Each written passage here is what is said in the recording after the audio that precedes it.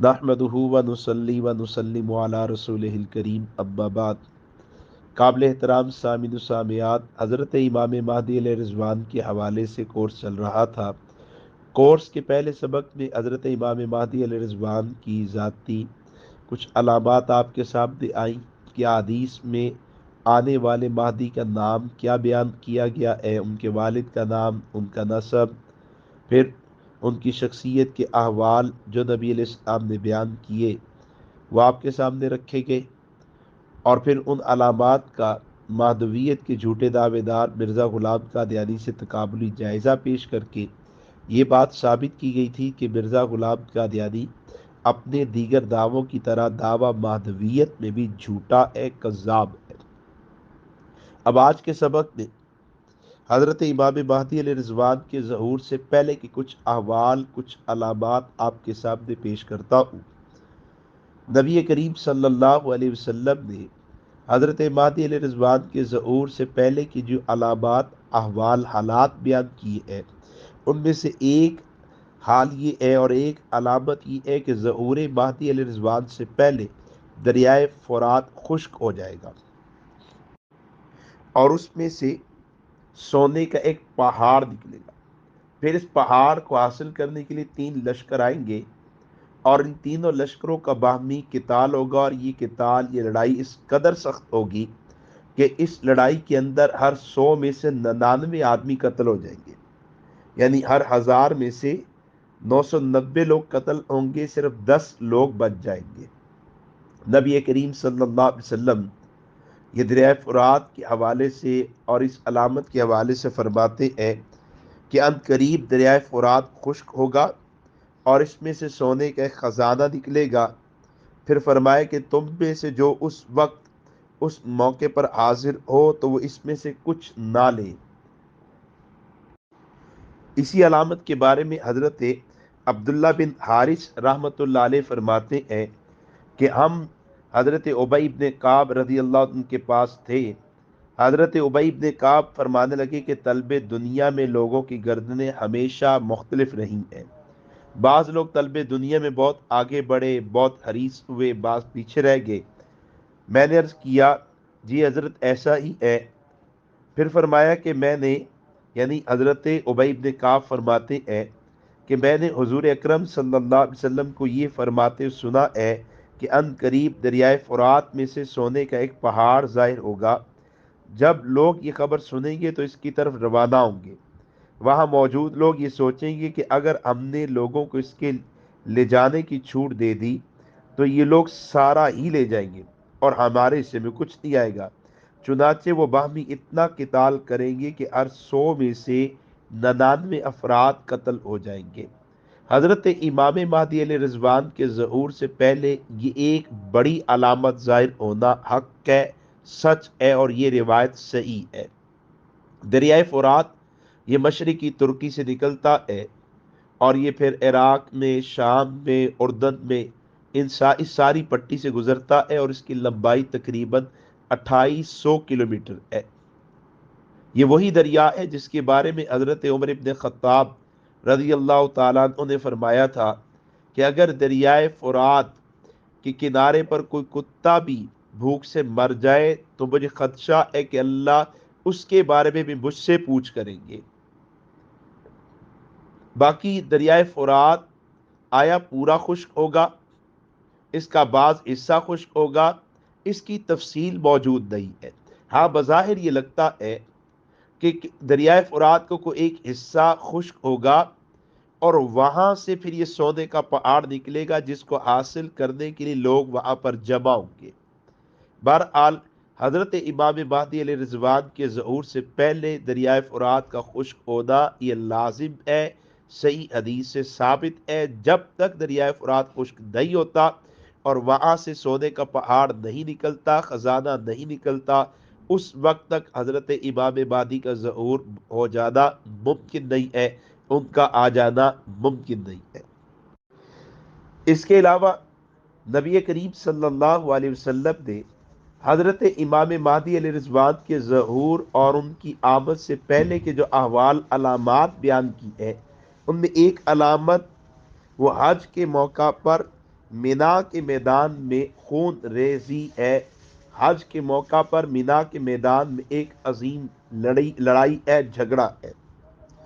نبی کریم صلی اللہ علیہ وسلم کی احادیث سے بات ملتی ہے کہ حج کے موقع پر مینا کے میدان کے اندر قبائل کا آپس میں مقاتلہ ہوگا، جھگڑا ہوگا، لڑائی ہوگی اور بہت خون بہے گا۔ چنانچہ حضرت عبداللہ ابن عمر رضی اللہ تعالیٰ عنہ فرماتے ہیں کہ قیامت کے قریب لوگ حج کے لیے مکہ مکرمہ آئیں گے اور میدان عرفات میں جمع ہوں گے، لیکن ان کا کوئی امام نہیں ہوگا۔ پھر جب وہ اگلے دن بنا میں پڑاؤ کریں گے، اگلے دن بنا میں آئیں گے، تو اچانک وہاں پر قبائل ایک دوسرے پر حملہ کر دیں گے اور خوب لڑائی ہوگی، حتیٰ کہ جبرہ عقبہ خون میں بہہ جائے گا، یعنی وہاں خون ہی خون پھیل جائے گا۔ فرمایا کہ اس وقت لوگ گھبرا کر کسی بہترین آدمی کو تلاش کریں گے تاکہ اس آدمی کو اپنا امام بنائے اور یہ فتنہ جو پھیلا ہے یہ بند ہو جائے، ختم ہو جائے۔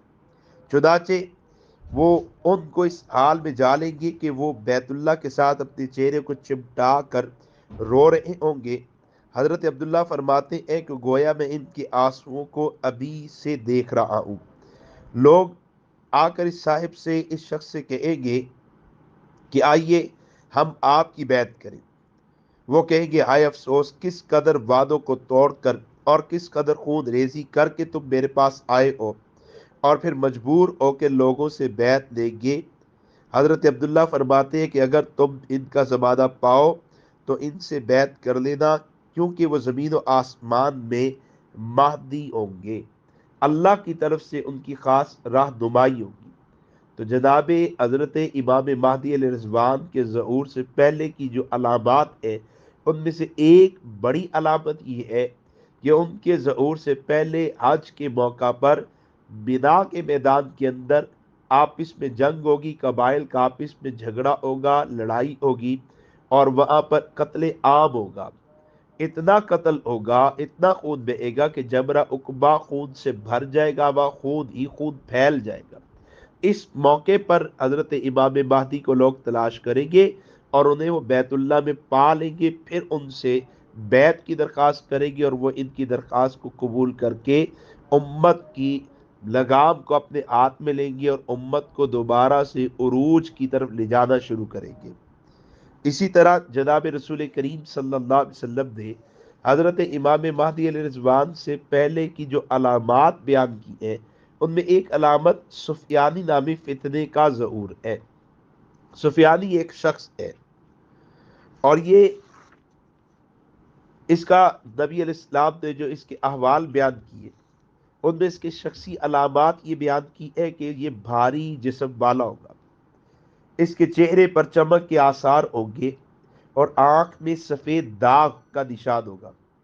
یہ دمشق کے کسی گاؤں سے نکلے گا اور پھر یہ سادات کا قتل عام کرے گا۔ اس کے پاس ایک جھنڈا ہوگا، لوگ اس جھنڈے تلے، اس جھنڈے کے نیچے مدد کے آنے کا خیال کریں گے کہ اگر ہم اس کے گروہ میں، لشکر میں شامل ہوئے تو ہماری مدد کی جائے گی، آسمان سے ہمارے لیے مدد آئے گی۔ یہ گروہ بنا لے گا اور فساد کو پھیلائے گا اور بالخصوص سادات کا قتل عام کرے گا، سادات کی قتل عام کرے گا۔ ایک روایت کے مطابق اس کی حکومت تقریباً 3.5 سال تک قائم رہے گی۔ نبی کریم صلی اللہ علیہ وسلم کی حدیث کے مطابق یہ شخص بدترین بادشاہ ہوگا، یہ علماء کا قتل عام کرے گا، یہ نیک لوگوں کا قتل عام کرے گا اور پھر یہ لوگوں سے اپنی مدد کا مطالبہ کرے گا، جو اس کی مدد نہیں کرے گا یہ اس کو بھی قتل کرے گا۔ نبی کریم صلی اللہ علیہ وسلم اس فتنے کے بارے میں فرماتے ہیں کہ یہ شخص اسلام میں ایسا سوراخ کھول دے گا کہ پھر اس کو بند نہیں کیا جا سکے گا، یعنی اس کی وجہ سے اسلام کو ایسا نقصان ہوگا کہ اس نقصان کا خمیازہ ہو یہ ممکن نہیں ہوگا۔ تو حضرت امام مہدی علیہ رضوان کے ظہور سے پہلے، ان کی آمد سے پہلے کی جو بڑی علامات ہیں، ان بڑی علامات میں ایک علامت یہ سفیانی نامی شخص کا ظہور، اس کا آنا، اس کے فتنے کا پھیلنا، اس کے ہاتھوں سادات کا قتل ہونا، اس کے ہاتھوں علماء کا، فضلاء کا، صوفیاء نیک لوگوں کا قتل ہونا، اور اس کے ذریعے سے اسلام کو شدید نقصان پہنچنا ہے۔ پھر حضرت امام مہدی علیہ رضوان کا ظہور ہوگا اور پھر اس فتنے کا خاتمہ ہوگا۔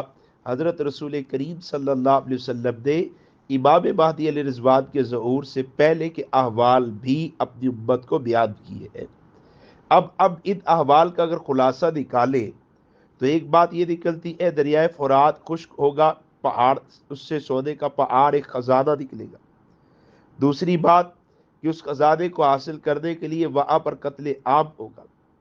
تیسری بات، حج کے موقع پر مینا کے میدان میں خون ریزی ہوگی، ایک جنگ ہوگی، اور اسی کے بعد حضرت امام مہدی کا ظہور ہوگا۔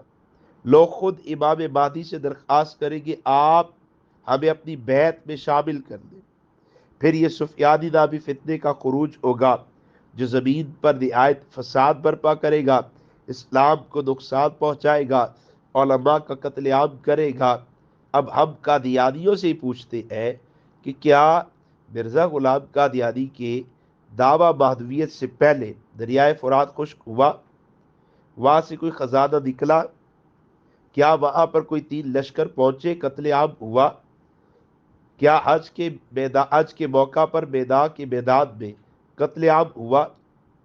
کیا لوگوں نے جا کے بیت اللہ میں مرزا غلام قادیانی کو تلاش کیا اور وہاں اس کی بیعت کی؟ کیا ایسا کچھ ہوا؟ کیا سفیانی فتنے کا خروج ہوا، اہل بیت کا قتل عام ہوا، علماء کا قتل عام ہوا؟ واللہ رسول کریم صلی اللہ علیہ وسلم نے حضرت امام مہدی علیہ رضوان کی جو علامات بیان کی ہے، ان کے ظہور سے پہلے کی جو علامات بیان کی ہے، ان میں سے کوئی ایک علامت بھی مرزا غلام قادیانی میں نہیں پائی جاتی۔ میں پھر کہتا ہوں، مرزا غلام قادیانی اپنے دعویٰ مہدویت میں ویسے ہی جھوٹا ہے جیسے فرعون اپنے دعویٰ خدائی میں جھوٹا تھا، جیسے نمرود اپنے دعویٰ خدائی میں جھوٹا تھا۔ اللہ رب العزت ہمیں اسلام کی صحیح سمجھ عطا فرمائے اور فتنہ قادیانیت کے رد کے لیے ہمیں اپنی صلاحیتیں، اوقات، مال، علم، جان لگانے کی توفیق عطا فرمائے۔